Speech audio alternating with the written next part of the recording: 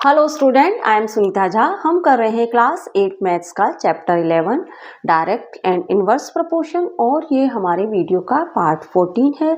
Student, आज हम कर रहे हैं आपके इसी चैप्टर के पेज नंबर 139 का डू दिस। तो क्वेश्चन देख लेते हैं क्या है। क्वेश्चन है take a squared paper and arrange 48 counter on it in different number of row as shown below.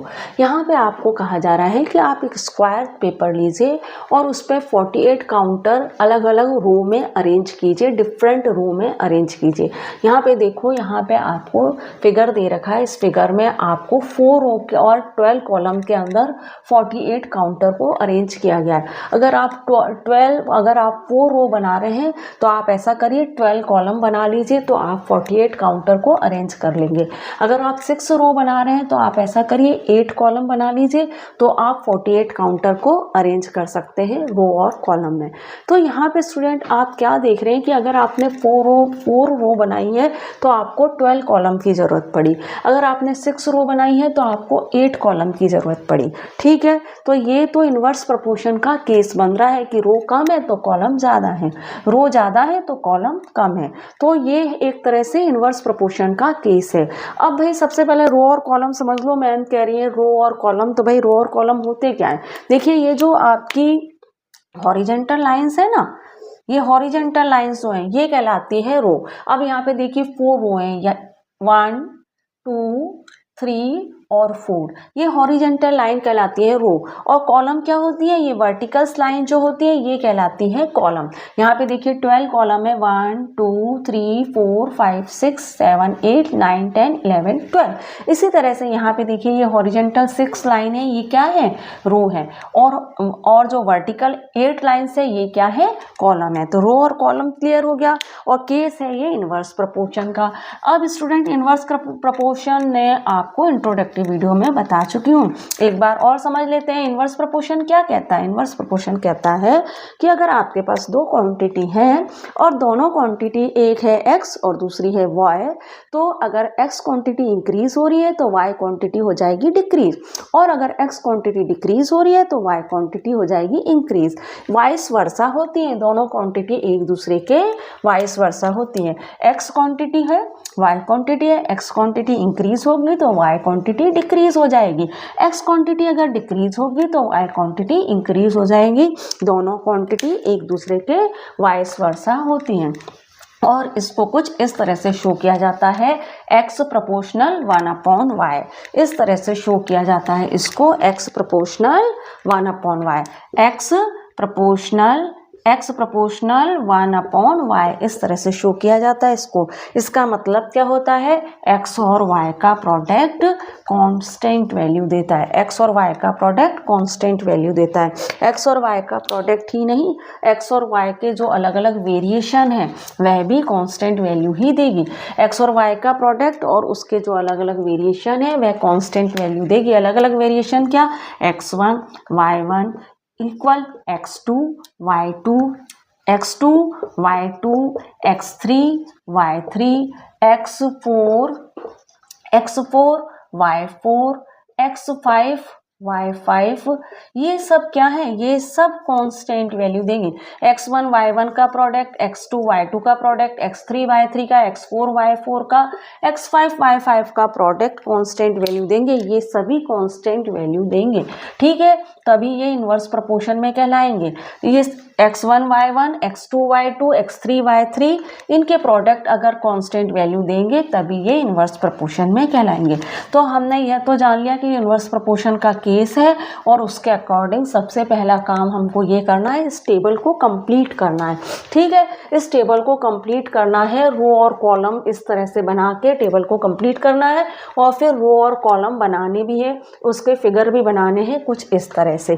ठीक है, और फिर उसके बाद ये जो क्वेश्चंस दिए उनके आंसर देने हैं। तो पहला काम तो हम क्या करते हैं, टेबल को कंप्लीट कर लेते हैं और हम इस साइड से चलेंगे, है ना, इस तरफ से चलते हैं। क्योंकि देखो R4 और C4 की वैल्यू दे रखी है, R5 की भी वैल्यू दे रखी है, लेकिन C5 की वैल्यू नहीं दे रखी है। रो तो कितनी बनेंगी ये बता रखा है टेबल में, लेकिन कॉलम स्किप कर दिए गए कि कॉलम कितने बनेंगे। तो हम ऐसा करते हैं, सबसे पहले तो हम C5 कितनी होगी ये फाइंड कर लेते हैं। तो सबसे पहला काम आप यहाँ पे ये लिखिए, this is case of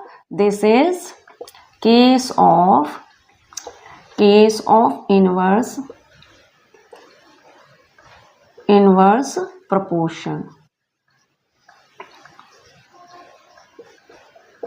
proportion. So ये इनवर्स प्रोपोर्शन का केस है, इसलिए हम क्या कर रहे हैं कि R4 और C4 को मल्टीप्लाई कर रहे हैं और R5 और C5 को मल्टीप्लाई कर रहे हैं, ठीक है, और ये इक्वल वैल्यू देंगे, ठीक है। अब आप देखिए R4 क्या है 6 है और C4 क्या है 8 है, R5 क्या है 8 है, C5 तो हमको फाइंड करना है, ठीक है। अब ये तो हो गया 48 क्योंकि 8 6 48 होता है। अब 8 C5 है आपके पास, तो आप C5 को छोड़िए यहीं पे और 48 को 8 से कर दीजिए डिवाइड, क्योंकि C5 से ये मल्टीप्लाई हो रहा है। 8 6 48 होता है, इसका मतलब C5 की वैल्यू क्या मिल गई आपको, C5 की वैल्यू मिल गई 6। इसका मतलब ये है कि अगर आपने 8 रो बनाई है तो आपको 6 कॉलम बनाने पड़ेंगे। तो भाई इसको फिगर भी बनाना है हमें, तो फिगर बना लेते हैं हम। इस तरह से पहले आप एक लाइन बनाइए, ठीक है, उसमें 6 कॉलम बनाने हैं आपको, 1 2 3 4 5 6 बन गए 6 कॉलम, ठीक है, ये बन गए 6 कॉलम, ठीक है। इतने से में आपका, अब लेकिन रो आपको 8 बनानी है, हॉरिजॉन्टल लाइन होती है ना रो, तो ये देखिए 1 2 तो बना ली, 3 बना ली, 4 बना ली, ठीक है स्टूडेंट, 5 बना ली है, ठीक है, और 6 बना ली है, 6 बना ली, 7 बना ली है और ये 8 भी बना ली, ठीक है। हॉरिजॉन्टल लाइन, इसमें कॉलम कितने बनेंगे 6 कॉलम बनेंगे, 1 2 3 4 5 6, ठीक है, 6 कॉलम बनेंगे, 8 हॉरिजॉन्टल लाइन बनेंगी जिसमें 6 वर्टिकल कॉलम बनेंगे, ठीक है।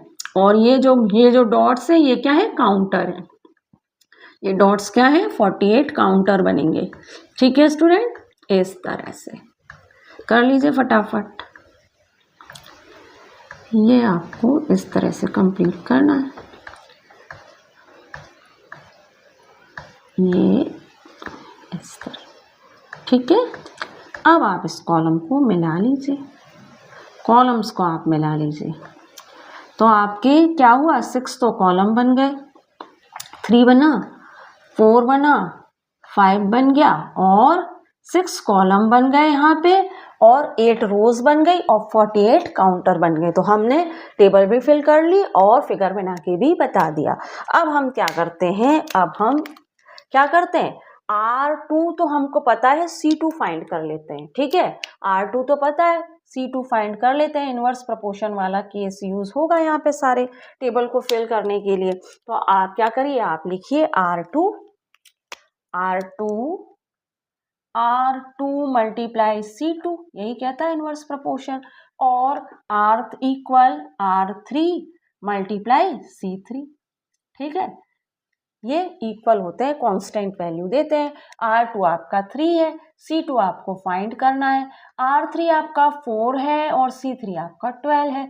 तो भैया यहाँ पे तो आप लिख दीजिए 3C2 और यहाँ लिख दीजिए 48, क्योंकि 12 4 जा 48 होता है। C2 यहाँ पे लिखिए और 3 को यहाँ कर दीजिए डिवाइड, क्योंकि ये C2 से हो रहा है मल्टीप्लाई। C2 यहाँ लिखिए और देखिए 3 1 जा 3, 3 6 जा 18 होता है, 16 आया, C2 आपको मिल गया 16, तो यहाँ पे आपको 16 वैल्यू मिल जाएगी C2 की, ठीक है। अब आप देखिए, अब यहाँ पे आपको अब क्या करना है, आपको 3 रो बनानी है और 16 कॉलम बनाने हैं। तो बना लेते हैं भाई, यहाँ पे यहाँ बन जाएंगे, यहाँ बना लेते हैं, ठीक है, थोड़े छोटे छोटे काउंटर बनाएंगे तो बन जाएंगे। देखिए 1 2 3 4 5 6 7 8 9 10 11 12 नहीं बन रहे स्टूडेंट। ऐसा करते हैं हम, ऐसा करते हैं, थोड़ा नीचे आ जाते हैं, ठीक है, क्योंकि रो तो 3 ही बनानी है ना हमको, नीचे आ जाते हैं, यहाँ बन जाएंगे। आपको 3 रो ही बनानी है और 16 कॉलम बनाने हैं, ठीक है, देखिए 1 2 3 4 5 6 7 8 9 10 11 12 13 14 15 16 बन गए। ठीक है, आपको 16 कॉलम बनाने हैं, रो तो 3 बनानी है। ठीक है, तो देखिए अब 3 रो बना लूं मैं यहाँ पे, 2 रो बन गई। रो आपको कम से कम 2 तो लेनी ही पड़ेगी, ठीक है ना, वरना आप कॉलम कहाँ बनाएंगे। ठीक है ना, कॉलम बनाने के लिए 2 रो तो लेनी ही पड़ेगी ना आपको कम से कम। तो देखिए 1 2 ये आपके बन गए, ये आपके हैं क्या है, काउंटर है। ठीक है स्टूडेंट, ये आपके काउंटर हैं, 3 रो है और 16 कॉलम है, और ये जो डॉट्स हैं वह क्या है, काउंटर्स है। इस तरह से अब आप इन्हें ज्वाइन कर दीजिए ऐसे। ठीक है, इस तरह आप इनको ज्वाइन कर दीजिए। ठीक है, ये तो हमने क्या करा, हमारी टेबल जो थी ना उसका हमने C2 कितना होगा ये भी फाइंड कर लिया कि C2 अगर 3 रो बना रहे हैं तो कॉलम आपको 16 बनानी पड़ेगी। 3 रो बनाई हॉरिजेंटल और वर्टिकल 16 कॉलम बनाए। ठीक है स्टूडेंट, तो अब टेबल में हमने C2 फाइंड कर लिया है। अब C1 हम ऐसा करते हैं, हमारी अगली स्लाइड में फाइंड करते हैं। R1 में 2 रो है तो C1 में कितने कॉलम होंगे वह भी हम फाइंड कर लेते हैं। इनवर्स प्रोपोर्शन का केस है, तो हम इसको किस तरह से लिखेंगे, हम इसको लिखेंगे R1 multiply C1 equal R2 multiply C2। ठीक है, R1 आपका क्या है, 2 है, C1 आपको फाइंड करना है, और आपका R2 कितना है, 3 है, और C2 क्या है, 16 है। अब 2C1 ये कितना हो गया, 16 3 जा 48, C1 48 अपॉन 2, क्योंकि C1 से 2 मल्टीप्लाई हो रहा है तो यहाँ हो जाएगा डिवाइड, 2 2 जा 4, 2 4 जा 28, तो C1 की वैल्यू आपको क्या मिल गई, 24 मिल गई। ठीक है, तो C1 कितना है, 24 है। अब यहाँ पे हमें इसका फिगर भी बनाना पड़ेगा, क्योंकि फिगर बना के शो करने के लिए आपको कहा गया है। तो भाई 48 काउंटर बनाने हैं, तो रो कितनी है, 2 रो है आपके पास, 2 रो है, उसमें आपको क्या करना है, आपको 24 इस तरह से काउंटर ले लेने हैं, तो टोटल 48 काउंटर हो जाएंगे। ठीक है, अब देखिए 1 2 3 4 5 6 7 8 9 10, बीच में 11 12 13 14 15 16 17, और ऐसा करते हैं 17 18 19 20 21 22 23 24 हो गया 24। ठीक है, अब यहाँ पे भी आपको 24 ही काउंटर बनाने हैं, तब टोटल 48 होंगे। 1 2 3 4 5 6 7 8 9 10 11 12 13 14 15 16 17 18 19 20 21 22 23 24। ठीक है, कॉलम बनेंगे 24, 1 2 3 4 5 6 7 8 9 10 11 12 13 14 15 16 17 18 19 20 21 22 23 24 24 कॉलम बन गए और 2 रो बन गई और 48 काउंटर बन गए। तो ठीक है, टेबल कंप्लीट कर ली हमने। अब आप क्या देख रहे हैं टेबल में, टेबल में आप देख रहे हैं कि ये इनवर्स प्रोपोर्शन का ही केस बन रहा है ना। देखो रो कम तो कॉलम ज्यादा, फिर रो बढ़ी तो कॉलम कम होते गए, जैसे जैसे रो बढ़ती जा रही है कॉलम कम होते जा रहे हैं। तो ये इनवर्स प्रोपोर्शन का ही केस है। और देखिए इनवर्स प्रोपोर्शन जो कहता है आपको, इनवर्स प्रोपोर्शन क्या कहता है, इनवर्स प्रोपोर्शन कहता है कि भाई कि x और y का जो प्रोडक्ट होता है वो ऑल वेरिएशन में कांस्टेंट वैल्यू देता है। तो देख ले x और y का प्रोडक्ट, x और y क्या है, r और c है। r क्या है, हमारा x क्वांटिटी है, और c क्या है, हमारा y क्वांटिटी है। तो r1 c1 क्या आ रहा है आपका, देखिए r1 क्या है, 2 है, और c1 क्या है, 24 है। कितना मिल रहा है आपको, 48 मिलेगा, क्योंकि 24 2 जा 48 होता है। और आपका r2 और C2 कितना है, R2 है आपका 3 और C2 है आपका 16, यहाँ पे भी आपको 48 मिल रहा है। और R3 आपका कितना है, R3 आपका कितना है, R3 आपका 4 है और आपका C3 कितना है, 12 है। तो यहाँ पे भी आपको, क्योंकि 12 4 जा 48 होता है। अब आप देखिए कि भाई R4 और C4 कितना है, R4 है 6 और C4 है 8, 48 और R5 और C5 भी आपको 48 मिल रहा है। तो आप क्या देख रहे हैं कि भाई X और Y क्वांटिटी जो है यहाँ पे R और C है, रो का R और कॉलम का C है ना। तो यहाँ पे जो R और C जो है उनका प्रोडक्ट ऑल वेरिएशन में कांस्टेंट वैल्यू दे रहा है, देख रहे हो ना आप। R1 C1 48, R2 C2 48, R3 C3 48, R4 C4 48 और R5 C5 भी 48 है। तो आपको R और C जो है वो ऑल वेरिएशन में कांस्टेंट वैल्यू दे रहे हैं, इसलिए ये इनवर्स प्रोपोर्शन है। अब यहाँ पे आपसे जो क्वेश्चन पूछे गए उनके आंसर भी हम दे देते हैं। क्वेश्चन क्या कह रहा है, what do you observe as R increase C decrease. आप क्या ऑब्जर्व कर रहे हो, जब R इंक्रीज हो रहा है तो C डिक्रीज हो रहा है। बिल्कुल, जब R इंक्रीज हो रहा है तो C क्या हो रहा है, डिक्रीज हो रहा है। देख रहे हो R इंक्रीज हुआ 8 हुआ तो C 6 ही रह गया। तो यहाँ पे लिखेंगे yes when R increase C decrease because this is case of inverse proportion. तो लिख लीजिए yes when R increase C decrease because this is case of inverse proportion। ये इनवर्स प्रोपोर्शन का केस है, इसलिए ऐसा हो रहा है। ठीक है, अब आप यहाँ पे देखिए, यहाँ पे आपसे एक क्वेश्चन और पूछा गया है, is R1 is to R2 equal C2 is to C1। आप ऐसे पढ़ सकते हैं, ऐसे भी पढ़ सकते हैं, is R1 ratio R2 equal C2 ratio C1। ये रेशो को हम is to भी पढ़ते हैं। ठीक है, तो भाई यहाँ पे आपसे कहा जा रहा है क्या R1 is to R2 equal C2 is to C1।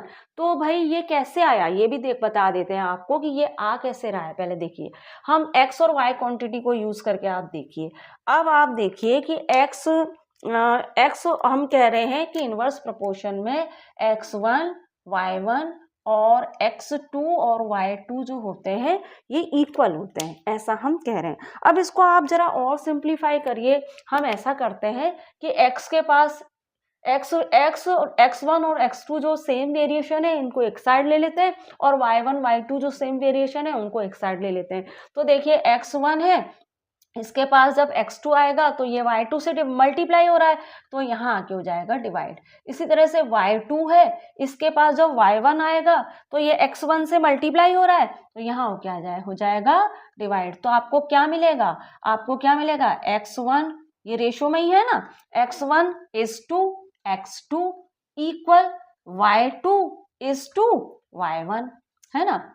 ठीक है, तो यही तो मिल रहा है। अब यहाँ पे हमने x और y की जगह R और C को यूज किया है, तो R और C को यूज करते हुए भी आपको यही कंडीशन मिलेगी इनवर्स प्रोपोर्शन में। करके बता देती हूँ आपको। देखिए, आपके पास ये कह रहा है कि क्या भाई, ये आपसे पूछ रहा है कि क्या R1 ratio R2 equal C2, है ना। ये आपसे पूछ रहा है, इसको आप इस तरह से लिखिए। ये तो हम फाइंड करेंगे, आप इस तरह से लिखिए। हम इस तरह कह रहा है ना इनवर्स प्रोपोर्शन, R1 C1 का प्रोडक्ट और R2 और C2 का प्रोडक्ट इक्वल होता है, ये कहता है इनवर्स प्रोपोर्शन।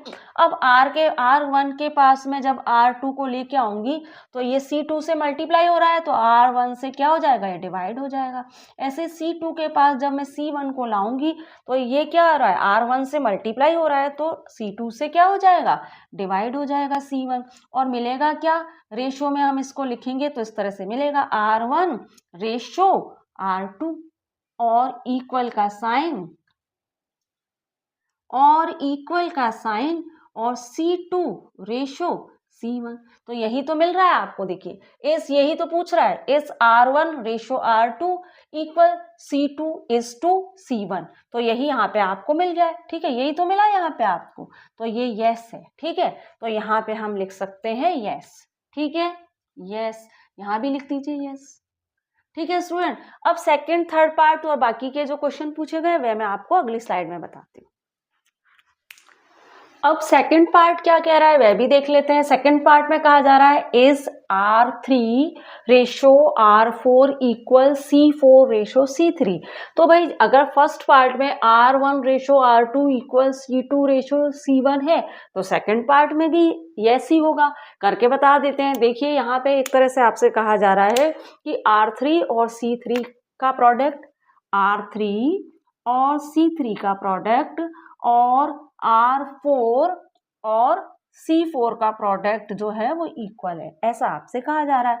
अब ये कंडीशन बनी कैसे, इसको और सिंप्लीफाई करा तो ये कंडीशन बन गई। R3 जो वेरिएबल है इसके पास हम ले आए R4 को, ये C4 से मल्टीप्लाई हो रहा था तो यहाँ R3 के पास आके हो गया डिवाइड, ठीक है। इसी तरह से C4 जो वेरिएबल था इसके पास हम C3 को ले आए और ये C4 से हो गया डिवाइड, क्योंकि ये R3 से मल्टीप्लाई हो रहा था। इसको और सिंप्लीफाई करेंगे तो आपको क्या मिलेगा, R3 is to R4 equal C4 is to C3। तो यहाँ पे भी तो आपको यही मिल रहा है, R3 ratio R4 equal C4 ratio C3। तो जो आपको यहाँ जो कंडीशन यहाँ पे बन रही है वही कंडीशन इसको सिंप्लीफाई करने पे हमको मिल गई। तो ये हमारा आंसर यस होगा, ठीक है। तो यहाँ पे हम लिख देते हैं यस, ठीक है स्टूडेंट, हमारा आंसर यस में आएगा। यहाँ भी आप यस लिख दीजिए, ठीक है। अब आगे देख लेते हैं, आगे क्या क्वेश्चन करा गया है वह भी हम देख लेते हैं। क्वेश्चन 3 कह रहा है R and C inversely proportional to each other. R और C रो और कॉलम एक दूसरे के इनवर्सली प्रोपोर्शनल है। हाँ भाई, इनवर्सली प्रोपोर्शनल ही तो है। आप देख रहे हैं ना कि रो इंक्रीज हो रही है तो कॉलम डिक्रीज हो रहा है ना, तो इनवर्सली प्रोपोर्शन है। ये पूरा क्वेश्चन ही इनवर्स प्रोपोर्शन का है और हमने हर क्वेश्चन को इनवर्स प्रोपोर्शन का केस यूज करके किया है। तो यहाँ पे आपको ज्यादा कुछ लिखने की जरूरत नहीं है, आप सिर्फ यस लिख दीजिएगा, ठीक है। तो यहाँ पे भी हम लिख देते हैं यस, ठीक है। अब हम ऐसा करते हैं, अब हम इसका लास्ट क्वेश्चन भी देख लेते हैं क्या पूछा गया है। Try this activity with 36 counter. 36 counter use करके आप यही एक्टिविटी आप ट्राई कीजिए। आपने 48 काउंटर यूज किए थे यहाँ पे, ऐसे ही आप क्या करिए 36 काउंटर यूज करके इस एक्टिविटी को कीजिए। अब आपको यहाँ पे 36 काउंटर के लिए सबसे पहला काम तो आपको टेबल बनाने का करना है। आप टेबल बनाएंगे, उसके बाद उस टेबल में रो और कॉलम बनाएंगे और फिर आप इस क्वेश्चन को करेंगे। तो देखिए इसके लिए आपको क्या करना है, आप सबसे पहले तो टेबल बना लो। टेबल बनाने के लिए आप क्या करिए कि रो ले लीजिए, रो का R ले लीजिए और कॉलम का C ले लीजिए, ठीक है स्टूडेंट। और आप जैसा यहाँ पे आपको बुक में दिया है उसी तरह से 5 रो ले लीजिए। रो 1, रो 2, रो 3, रो 4 और रो 5 ले लीजिए, ठीक है। और कॉलम भी 5 ले लीजिए। कॉलम 1, कॉलम 2, कॉलम 3, कॉलम 4 और कॉलम 5। इस तरह से आप 5 कॉलम ले लीजिए। अब आपको क्या करना है कि रो तो आप अपने मन से मान लीजिए, लेकिन आपको ध्यान इस बात का रखना है कि भाई पहली बात तो ये कि आप कम से कम 2 रो लीजिए। अगर आप 2 रो नहीं लेंगे तो स्टूडेंट क्या होगा, भाई आप अगर मैं एक ही रो लेती हूँ, एक रो लेती हूँ और उसमें मैं 36 काउंटर बना देती हूँ तो कॉलम तो बनेंगे ही नहीं ना। कॉलम क्या होता है, कॉलम तो वर्टिकल लाइन होती है ना कॉलम। अब एक ही रो के ऊपर मैंने 36 काउंटर ले लिए तो कॉलम कैसे बनेंगे, कॉलम तो बन ही नहीं पाएंगे। तो मुझे कम से कम 2 रो लेनी है, ठीक है। तो रो तो हम आइडिया से ले लेंगे, लेकिन हम ऐसे नंबर को लेंगे जो 36 के डिवाइड हो जाता। ऐसे नंबर तभी रो और कॉलम बना पाएंगे हम। अगर हमने ऐसा नंबर ले लिया रो में जो 36 से डिवाइड ही नहीं हो रहा है तो रो और कॉलम का फिगर नहीं बन पाएगा। रो और कॉलम इस तरह से फिगर में हम नहीं बना पाएंगे, ठीक है ना। अगर मैं 5 रो ले लूंगी तो कॉलम मैं किस तरह से लूंगी, पॉइंट में आएंगे फिर कॉलम। तो हमें इस बात का ध्यान रखना है। तो ऐसा करते हैं, मैं 2 रो ले लेती हूँ और 3 रो ले लेती हूँ, क्योंकि 2 36 से डिवाइड हो जाता है और 3 भी 36 से डिवाइड हो जाता है, 4 भी डिवाइड हो जाता है। यहाँ मैं 5 नहीं लूँगी क्योंकि 5 की टेबल में 36 नहीं आता। आप समझिए ना, अगर मैं 5 रो ले लूँगी इस तरह से, तो मैं कॉलम कितने लूँगी, कॉलम कितने लूँगी मैं, कॉलम, भाई ये तो आपस में डिवाइड होने चाहिए ना, तो कॉलम मुझे इस ऐसी रो लेनी है जो 36 से डिवाइड हो जाए, ऐसा नंबर लेना है जो 36 से डिवाइड हो जाए, ठीक है। तो 5 की जगह मैं 6 ले लूँगी। अभी हमें आपको क्लियर हो जाएगा कि मैं ऐसा क्यों कह रही हूँ कि मुझे ऐसा नंबर लेना है, वरना मैं कॉलम कितने लूँ ये मैं क्लियर नहीं कर पाऊँगी, ठीक है। इसलिए मुझे रो ऐसी ही लेनी है जो 36 से डिवाइड हो जाए। 6 ले लिया और 9 ले लेते हैं, ठीक है। आप देखिए, अब आप कहोगे कि मैम आपने रो तो अपने आइडिया से ले लिए, ऐसे नंबर ले लिए जो 36 से डिवाइड होते हैं, लेकिन कॉलम कैसे फाइंड करेंगे हम, कॉलम 1 क्या, कॉलम 2, कॉलम 3, तभी तो हम ये फिगर बना पाएंगे। तो कॉलम हम कैसे फाइंड करेंगे स्टूडेंट, कॉलम 1 फाइंड होते ही, रो तो 1 फाइंड है ही, कॉलम 1 फाइंड होते ही हम बाकी के कॉलम भी फाइंड कर लेंगे। कैसे करेंगे, देखिए आपको पता है कि इनवर्स प्रोपोर्शन कहता है कि R1 और C1 इक्वल कांस्टेंट वैल्यू, ये कहता है इनवर्स प्रोपोर्शन। तो भाई क्या क्या है इनवर्स प्रोपोर्शन, R1 हमारा क्या है, R1 हमारा 2 है, ठीक है, और C1 हमको पता नहीं है तो आप ऐसे ही लिख लीजिए, और कांस्टेंट वैल्यू क्या है 36। कहने का मतलब ये है कि रो और कॉलम का प्रोडक्ट क्या है, 36 काउंटर बनाता है। रो और कॉलम का प्रोडक्ट रो और कॉलम मिलके 36 काउंटर बनाते हैं। तो रो कितनी है 2 है, कॉलम पता नहीं है, ये दोनों मिलके 36 काउंटर बनाएंगे। तो भाई सी को तो यहीं रखिए, C1 को 36 से 2 को डिवाइड कर दीजिए, क्योंकि ये C1 से हो रहा है मल्टीप्लाई। 2 को जब हम डिवाइड करेंगे 36 से तो हमें क्या मिलेगा, 2 1 जा 2 और 2 8 जा 16, 18। तो आपको 18 कॉलम मिल गए। अब रो अगर 2 है तो आप 18 कॉलम बना रहे हैं, तो रो अगर 3 है तो आप कितने कॉलम बनाएंगे, आप फाइंड नहीं कर सकते क्या, कर सकते हैं फाइंड। तो भाई देखिए, अब हमने रो 1 कॉलम कितने होंगे ये तो हमने फाइंड कर लिया कि रो 1 है, तो रो 2 है तो कॉलम होंगे 18। अब हम देखते हैं आगे हम कैसे करेंगे इसी क्वेश्चन को, आगे हम देखते हैं रो कॉलम 2 कितने होंगे। अगर रो 1 है और कॉलम भी 1 है तो रो 2 और कॉलम 2 इक्वल होते हैं, आपको पता है। रो 1 और कॉलम 1 का प्रोडक्ट इक्वल होता है रो 2 और कॉलम 2 के प्रोडक्ट के, ये आपको पता है। अब रो 1 कितनी है 2 है और कॉलम कितना है 18 है, रो 2 कितनी है 3 है और कॉलम 2 हम फाइंड कर लेते हैं, ये आएगा 36। ठीक है स्टूडेंट, जगह की दिक्कत आती है इसलिए सोच सोच के लिखना पड़ता है। 36 और ये क्या है 3C2 है। अब आप देखिए C2 और 36 को जरा 3 से डिवाइड कीजिए तो आपको क्या मिलेगा, 3 1 जा 3, 3 2 जा 6, 12। तो C2 कितना हो गया 12 हो गया। तो अगर आप 3 रो बना रहे हैं तो आप 12 कॉलम बना सकते हैं, ठीक है। तो आपको 36 काउंटर मिल जाएंगे। क्लियर हो रहा है आपको। अब आप देखिए कि अगर आप 4 रो बना रहे हैं तो तो कॉलम कितने बनाएंगे ये भी हम देख लेते हैं। तो आप ऐसा करिए, आपको पता है R2 C2 का प्रोडक्ट R3 और C3 के प्रोडक्ट के इक्वल होता है। आप R2 की जगह R1 और C1 और R3 और C3 का प्रोडक्ट भी निकाल सकते हैं। कोई से भी आप क्वांटिटी ले सकते हैं इसमें से जो आपको फाइंड है। अगर R2 और C2 से आप C3 फाइंड कर सकते हैं, R1 और C1 से भी आप C3 फाइंड कर सकते हैं। आप जो भी चाहें ले सकते हैं, आपका आंसर करेक्ट आएगा। तो R2 और C2 इक्वल है R3 और C3 के। तो R2 आपका कितना है 3 है, C2 आपका कितना है 12 है, R3 स्टूडेंट आपका 4 है, C3 आपको फाइंड करना है। ये तो हो जाएगा 12 3 जा 36 और 4 C3। अब C3 को तो आप यहीं छोड़िए और 4 को यहाँ पे कर दीजिए डिवाइड, क्योंकि ये C3 से हो रहा है मल्टीप्लाई। 4 9 जा 36 होता है, तो C3 क्या हो गया 9 आ गया। ठीक है, इस तरह से हम हमारी टेबल फिल कर लेंगे पूरी, और उसके बाद आप इनके फिगर बना लेंगे, कॉलम और रो के फिगर बना लेंगे इस तरह से एक एक करके। तो पहले टेबल कंप्लीट कर लेते हैं। अब आप देखिए कि R3 और C3 का प्रोडक्ट इक्वल है R4 और C4 के प्रोडक्ट के, ऐसा इन्वर्स प्रोपोर्शन कहता है। तो R4 है हमारा 9, R3 है हमारा 4 और C3 है हमारा 9 और R4 है हमारा 6 और C4 हमें पता करना है। ये तो हो गया 36 और ये क्या है C6 C4। अब आप देखिए कि भाई C4 को तो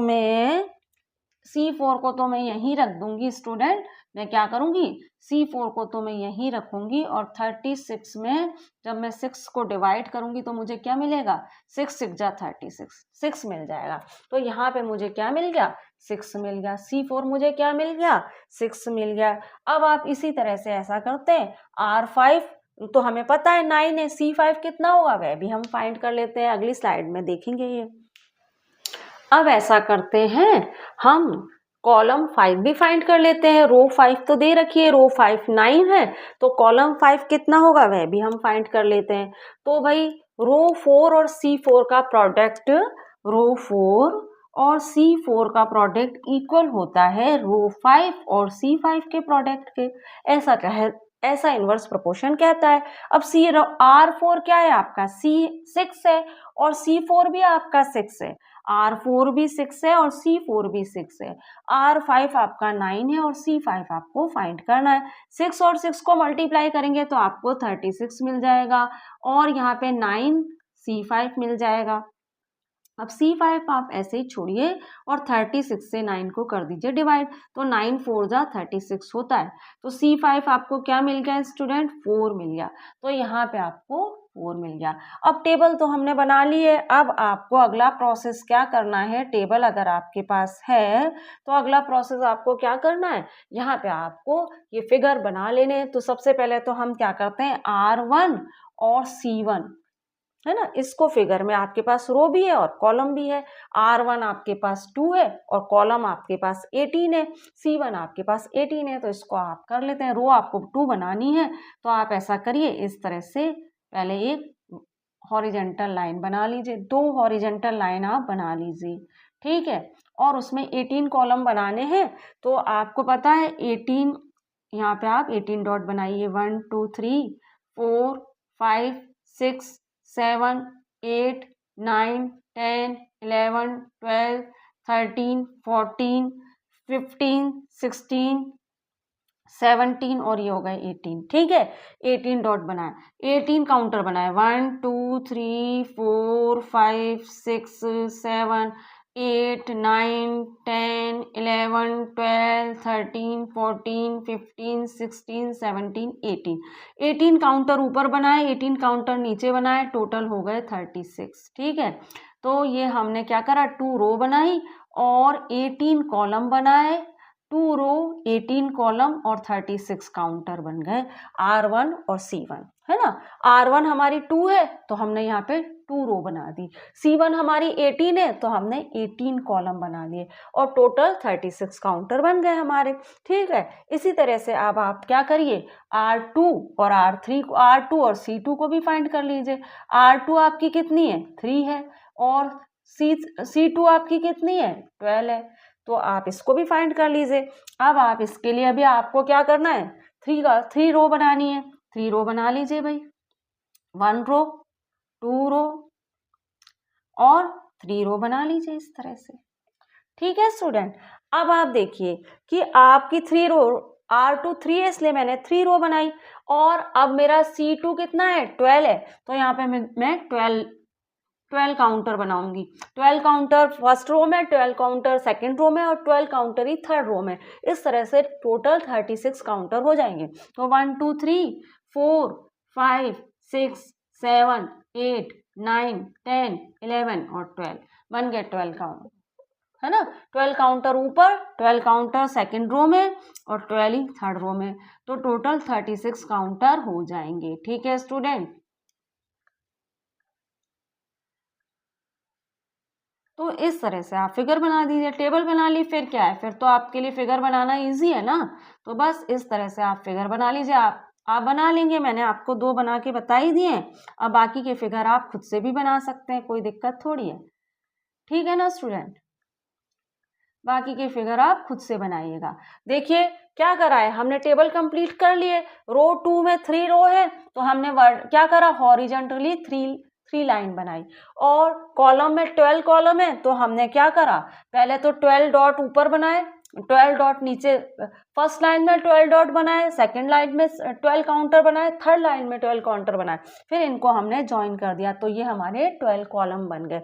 बाकी के आप खुद से करिएगा। रो 3 में 4 रो बनाइएगा और कॉलम बनाइएगा 9, रो 4 में 6 रो और कॉलम बनाइएगा 6, और रो 5 में 9 और रो 6 कॉलम 5 में 4 कॉलम बनाएंगे आप। अब आपको क्लियर हुआ कि मैंने ऐसे नंबर क्यों लिए जो 36 से डिवाइड हो जाते हैं। अगर स्टूडेंट यहाँ पे मैं ऐसे नंबर नहीं लेते तो कॉलम तो आते हैं आपके पॉइंट में, और कॉलम क्या आप पॉइंट में बनाते।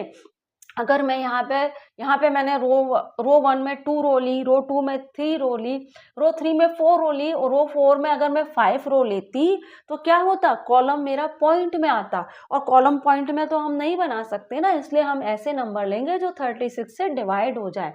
ठीक है, आपको करके बताऊं, देखिए आप रो 3 और C3 और रो 4 और रो C4 का प्रोडक्ट इक्वल आता है, रो 3 और C3 और इक्वल रो 4 और C4। अब आपका रो 3 तो आपका कितना है, रो 3 तो आपका 4 है और C3 आपका क्या है, 9 है। अब आपका रो 4 अगर 5 है और C4 आपको फाइंड करना है तो भाई ये तो हो जाएगा 36 और ये आएगा 5C4। अब मैं जरा 36 को 5 से डिवाइड करूंगी, यहाँ पे C4 तो ऐसे ही रह जाएगा।